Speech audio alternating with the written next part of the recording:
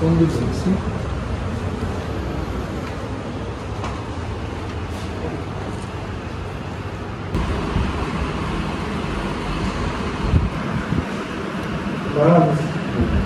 এটা করে দেবো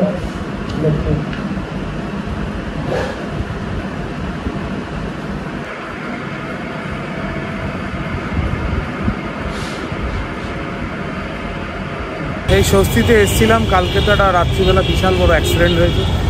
সেই অ্যাক্সিডেন্টের পর মানে আমি তোমাদের ক্লিপিংসগুলো দেবো। কালকে যেহেতু ভিডিও যায়নি ওই জন্য ব্লগ হচ্ছিল না, আমি ক্লিপিংসগুলো দেবো। ওই ক্লিপিংস দেখলে বুঝতে পারবে মা ব্রিজের ওপর গাড়িটা ডিভাইডার একটা গাড়িকে বাঁচাতে গিয়ে যে আমার কতটা দুর্ঘটনা হয়েছে সেটা তোমায় দেখাবো। আপাতত এইখানে এসেছিলাম, এক্স-রে করানো হলো, দেখতেই পেলে, বাকিটা দেখি কী হয়।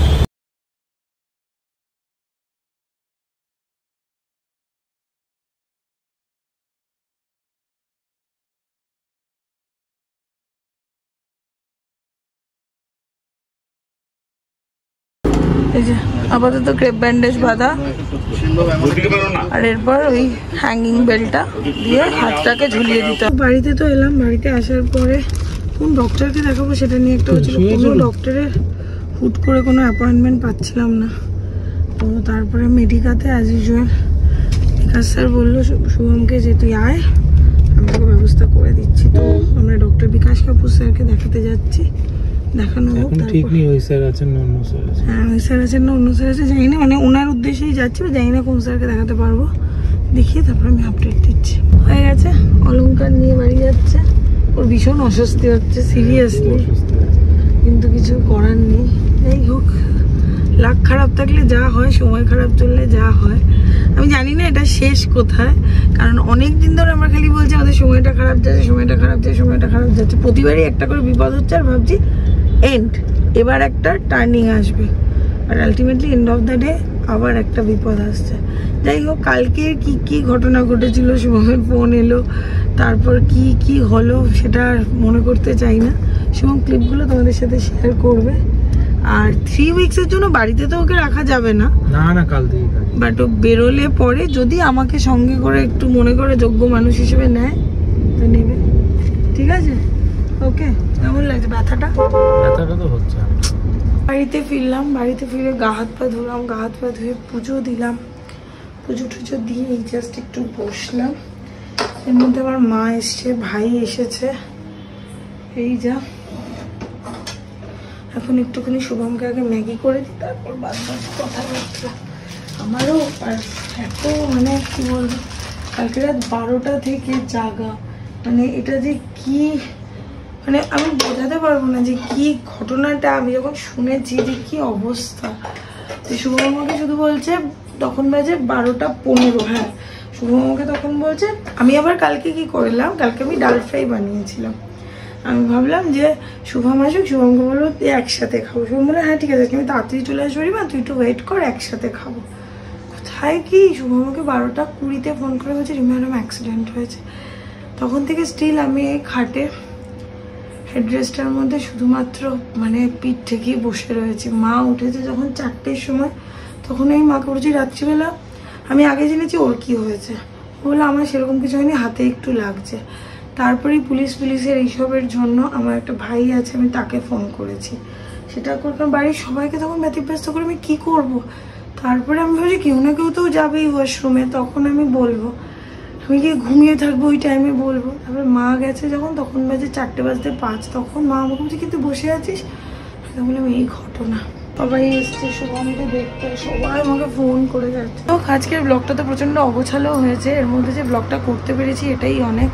এবার জাস্ট রাতে ডিনার করবো। আজকে আমাদের ডিনারে এসেছে ওরকম কিছু নেই, খিচুড়ি আর বেগুন ভাজা, শুভমের খিচুড়ি আর আলু ভাজা।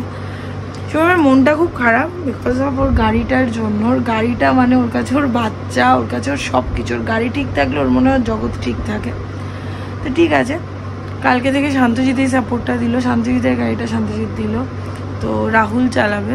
শুভমকে বেরোতে যেহেতু হবে, তো বেরোবে, দেখা যাক আর কি কি লেখা আছে। এবার বলবো না যে এরপর থেকে সব কিছু ভালো হবে বা হোপ ফর দ্য বেস্ট বা এই ওই সেই, এত কিছু বলবো না, কিন্তু একটা কথাই বলবো, সেটা হলো কানের পাশ দিয়ে যেই ফাড়াটা গেছে একদম মানে শুভম যে সুস্থ আছে এটাই অনেক বড় ব্যাপার, এর থেকেও বেশি কিছু হতে পারতো, বাট ঠিক আছে, এটা যে আছে সেটাই। হ্যাঁ, একটা প্লাস্টার হয়ে গেলে পরে খুবই শোনা গেছে কি সুন্দর শুভমকে জড়িয়ে ধরে শুয়ে আছে।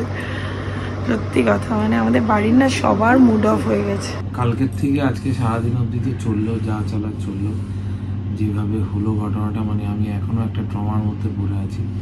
মানে যখনই চোখ বন্ধ করছি ভাবছি কি করে হলো, মানে সেকেন্ডের অবধি আমার কাছে সামনেটা পুরো ঝাপসা লাগছে।